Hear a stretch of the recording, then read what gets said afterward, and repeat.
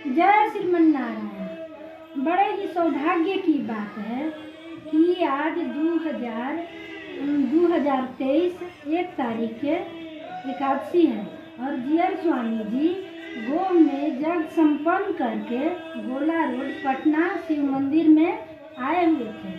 हम लोग उनका दर्शन करने गए और वहाँ से दर्शन करके अपने गुरु महाराज के और हम अपने सभी परिवार के साथ दर्शन करके घर पहुँचे हैं। और स्वामी जी का बहुत ही मतलब हम लोग पर दया है और हम लोग उनको गुरु के रूप में मानते हैं ही बड़े प्रेम से।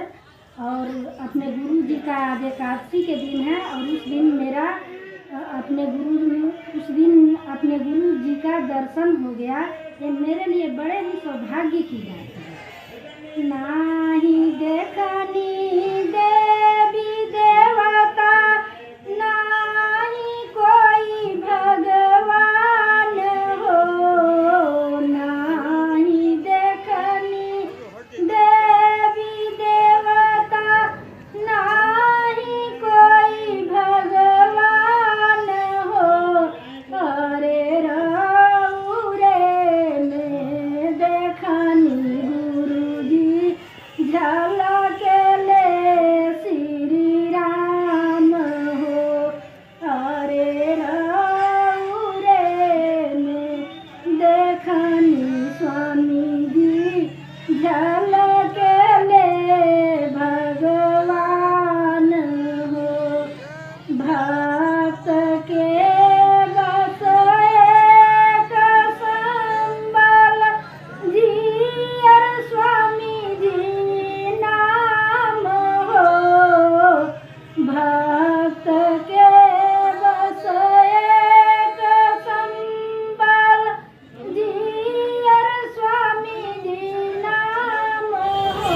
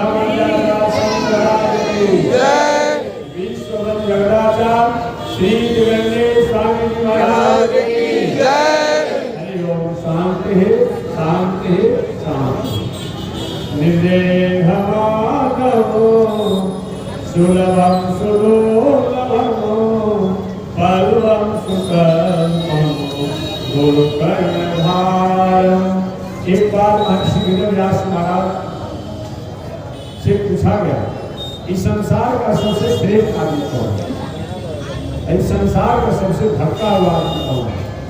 तो महर्षि वेदव्यास महाराज कहते हैं निर्देह माध्यम, ये मनुष्य का शरीर जो है माध्यम है, अर्थ धर्म काम मोक्ष, इन चारों की प्राप्ति का अगर कोई कारण है यह मनुष्य शरीर ही है। क्या कहते हैं निर्देह सुलभम सुदुर्लभम, ये मानव का शरीर है, ये सबसे अपने आप में सुलभम सुदुर्लभम। इस मानव शरीर को हमने प्राप्त किया है ये बाद में संभव नहीं है, या इस मानव शरीर को हमने प्राप्त किया है ये देवताओं के लिए भी दुर्लभ है। निर्णय हमारा ये मनुष्य शरीर का है, एक पूरी दुनिया में जो कुछ भी है उसका कारण मनुष्य है। पशुओं से कहा जाएगा तो कथा सुनेंगे, केवल संतानोत्पत्ति भोजन सैन्य इत्यादि को अपना समय बिता सकते हैं, लेकिन हम मनुष्य शरीरम वसुधि ज्ञान, ये शरीर का है, मानव शरीर का है, सारे ज्ञानों का खजाना है। शरीरम वसुधि ज्ञान, आई न्यू लाइफ की जो आपको पसंद हो, आपकी कामना हो, धर्म की कामना हो, संसारी कामना हो, मोक्ष की कामना हो, ये चारों चीजों को आपको देने वाला है तो मनुष्य का शरीर है। व्यास कहते हैं निर्देह सुलभम सुदुर्लभम कल्वम सुकल्पम गोकर्णधारम। व्यास कहते हैं ये मनुष्य का शरीर है, देवताओं से भी श्रेष्ठ। अब यहाँ प्रश्न होगा जिन देवता की हम पूजा करते हैं और वो देवता से श्रेष्ठ कैसे हम होंगे। कभी कभी देवता लोग अपने कर्म अपने स्वरूप को प्राप्त करके दिग्भ्रमित हो जाते हैं और देवता लोग इस संसार में कभी कभी उनको आना पड़ता है अपने कर्मों के कारण। लेकिन हम अगर मानव शरीर प्राप्त करके और संयम से रहते हैं, सदाचार से रहते हैं, इस शरीर से हमारा आपका उद्धार हो जाता है, कल्याण हो जाता है। आप कुछ सकते हैं महात्मा में कोई ऐसा प्रमाण है क्या इस संसार में देवताओं को आना पड़ता है, बस 2 दिन की वाणी की निवेदन करना है और बाकी आगे बढ़ जाना है। तो मैं निवेदन करना एक बार द्वारिकापुरी में रुक्मिणी माता जी भगवान श्री कृष्ण को भोजन खवा रहे थे, पंखा दुला रहे थे। अचानक भगवान श्री कृष्ण भोजन झूमते झूमते पाते पाते हंसने लगे। रुक्मिणी माता ने तो भोजन के समय हंसने का कोई मतलब नहीं होता, आप हंस कर रहे हैं। भगवान के देवी जी अब इतना तुम्हारा अनुशासन चलेगा, मेरे हंसी पर भी तुम अनुशासन करोगे। अरे मेरी मुख है, मेरी वाणी है, मैंने हंस दिया तो हंस दिया, मेरी वाणी है, इसलिए इन्हें नहीं प्रभु। बड़े लोगों की मुस्कान में भी रस होता है, बड़े लोगों की चाल में भी रस होता है और बड़े लोगों की इशारा में भी रस होता है। आपने जाना होगा लक्ष्मी जी को बताया गया कि जो मुस्कुराती है तो दुनिया के जीव फलते फूलते गिरते हैं, और थोड़ी सी गंभीर हो जाती है तो दुनिया के लोग बेहाल हो जाते हैं। यस्या कटाक्ष मरीक्षण वीक्षण सत्य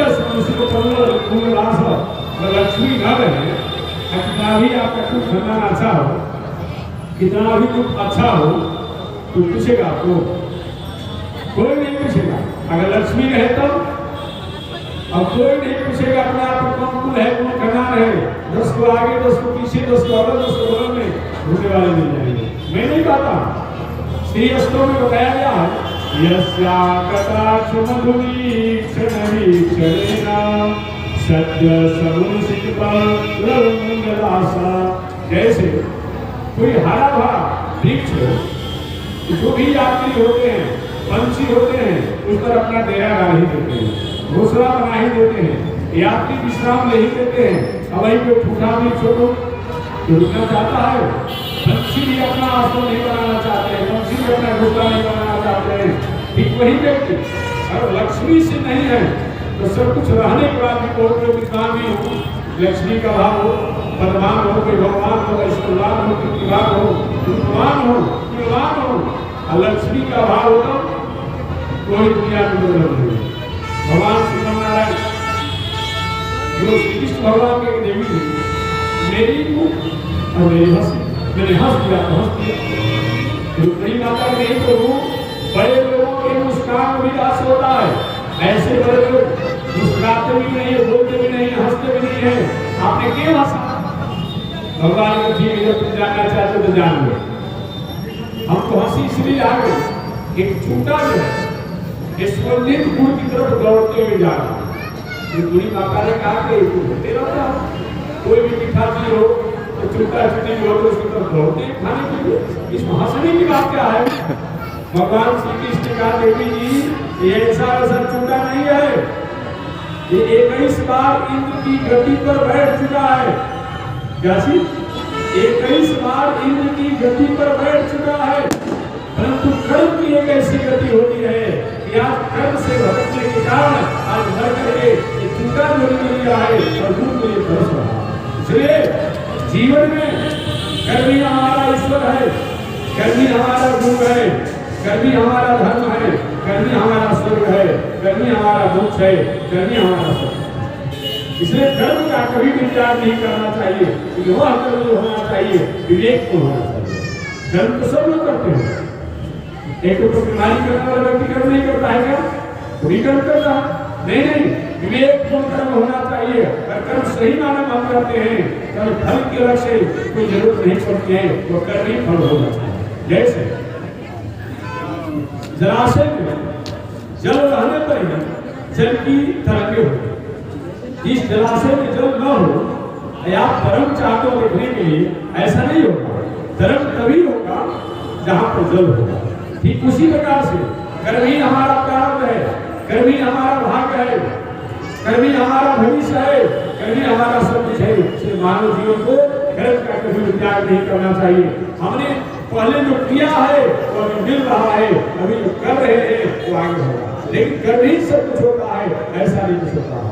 भगवान श्री कृष्ण देवी जी एक कर्म की गति ऐसा है जो स्वर्ग की गति पर बैठने वाला, 21 बार इंद्र की गति को प्राप्त करने वाला, आज कर्म के कारण भटकने से आज छूटा होकर के और सुगंधित भूख के लिए तरस रहा है। इसलिए मानव जीवन में अगर कहीं पद प्राप्त हो जाए, धन प्राप्त हो जाए, बल प्राप्त हो जाए, बुद्धि प्राप्त हो जाए, ज्ञान प्राप्त हो जाए, इसका कभी मिसयूज नहीं करना चाहिए, दुरुपयोग नहीं करना चाहिए, ये बताया गया। एक बात और मैं ये बोलूंगा, एक बात को ध्यान दीजिए कि हमारे आपके पास जो चीज मिला हुआ है कि किसी ने दिया हुआ है। लोग रास्ते में आ रहे थे, देखिए अपने आप में रास्ते में शायद चल ही गए होंगे बेचारे अपने आप में, वो अपने से वहां से रिपोर्ट दबा देता है कि दुनिया में कोई बचाने वाला कोई मिलता नहीं। और वो जब वहां से अपने आप में हमारी संरक्षण करता है कि दुनिया में सब होने के बाद भी हम संबंधित और संरक्षित रहते हैं, उसी को हम लोग गौर करते हैं, उसी को हम लोग गौर करते हैं, उन्हीं को हम परमात्मा कहते हैं। उसको कहते हैं महात्मा जी कि भगवान ईश्वर होते हैं क्या? भाई दुनिया कैसे चलती है आप बताते हैं। अभी आप ये आयोजन किए हैं, कोई कहीं भाई बहुत अच्छा सुंदर फूल माला इत्यादि लगाया गया है, तो आप कहते हैं आयोजन है, आप आयोजन को मानते हैं और आयोजन को नहीं मानते हैं। अच्छा लगेगा, सुंदर बिल्डिंग है, अपार्टमेंट है, सुंदर रोड है, ये आप कहते हैं, लेकिन बनाने वाले को नहीं मानते। और ऐसा होगा जब दुनिया है तो दुनिया को भी कोई न कोई बनाने वाला होगा। सूर्य आपने बनाया है, चंद्रमा आपने बनाया है, पृथ्वी आपने बनाया है, किसी वैज्ञानिक ने बनाया है, किसी इंजीनियर ने बनाया है, कौन बनाया है? और फिर गाय का ब्यूटीफुल और नेचर ग्रेट नेचुरल, छोटे बड़े वाले सबके जो कुछ भी दुनिया में है उसको कोई न कोई बनाने वाला है, उसी को गॉड कहा जाता है, उसी को लॉर्ड कहा जाता है, उन्हीं को ईश्वर कहा जाता है, उन्हीं को नारायण कहा जाता है और उन्हीं को भगवान कहा जाता है। इसलिए आप नहीं भी देखते हो, लेकिन कार्य सभी अपना दाता को मानते हैं। जब दुनिया है तो दुनिया को कोई न कोई बनाने वाला होगा। कार्य सभी माना जाता है, अनुमान सभी माना जाता है, कर्म सभी माना जाता है। जब ये संसार है तो संसार को भी कोई न कोई मैनेजमेंट करने वाला होगा। एक बार मैं इसी तरह कहा रहा था कि हाईटेक के लेटेस्ट अपने आप में विद्यार्थी हूँ, उन्होंने कहा कि महात्मा जी इसमें भगवान सब कुछ नहीं है, बता दिया जाए, हमको बता दिया जब समझ लेंगे, लेकिन नहीं अपने आप में ऑटोमेटिक होते रहता है। आपको भगवान से मिलना देना नहीं है। हमने कहा ऑटोमेटिक तो क्या होता है? पति आप हुई, हमने उसने कहा कि जैसे कंप्यूटर में बिना स्याही डाले, बिना रंग डाले, बिना ड्राइंग किए अपने आप पिक्चर बन के आ जाता है। मैंने कहा कंप्यूटर को बनाया किसने? किसी आकार वाले बनाया ना। हर कंप्यूटर को बनाने वाला इंजीनियर नहीं बनाया होगा, वैज्ञानिक को इसका नहीं किया होगा तो कंप्यूटर में पिक्चर कैसे बनता है? कंप्यूटर में किसी प्रकार के वायरस लग जाते हैं, एंटीवायरस कौन डालता है? अपने से पड़ जाता है? नहीं पड़ता है। उसके लिए एंटीवायरस डालने वाला कोई न कोई ऑपरेटर होता है जो अपने आप शुरू करता है। कि उसी प्रकार से ये दुनिया भी है, तो दुनिया को कोई न कोई बनाने वाला होगा, संवारने वाला होगा, सुधारने वाला होगा, उसी को हम ईश्वर कहते हैं। ऐसा विचार करते हुए कर्म से ही परमात्मा को मानना चाहिए, काल से ही परमात्मा को मानना चाहिए, और कारण से भी परमात्मा को मानना चाहिए, और अनुमान से भी परमात्मा को मानना चाहिए। अनुमान पर काम नहीं होता है, सारा काम तो माने पर होता अपने आप में। मान लिया कि बराबर इतना भी बराबर इतना, बड़े बड़े गणित को शुरू कर लिए जाते हैं। इसलिए मानव जीवन में बताया गया है कि हम निश्चित रूप में तत्वों को माने जिस दुनिया को संचालित करती है। ऐसा विचार करते हुए आज कहते हैं कि निर्देह माध्यम, एक मनुष्य का शरीर जो है यही माध्यम है। अर्थ, धर्म, काम, मोक्ष, इन चारों की प्राप्ति का अगर कोई कारण है, ये मानव शरीर है। ऐसे मानव शरीर को और हमने अच्छे कर्मों में लगाया, वही व्यक्ति संसार का सबसे बड़ा पुण्यात्मा है। और जिसने मानव शरीर को गलत मार्गों में लगा दिया, वही ये संसार का सबसे बड़ा अधम आदमी है। यही हमारे व्यास जी महाराज ने संदेश दिया, जो मैं अल्प समय में निवेदन किया। बस इसी के साथ मैं वाणी को विराम दे रहा हूँ। आगे परमात्मा की जैसे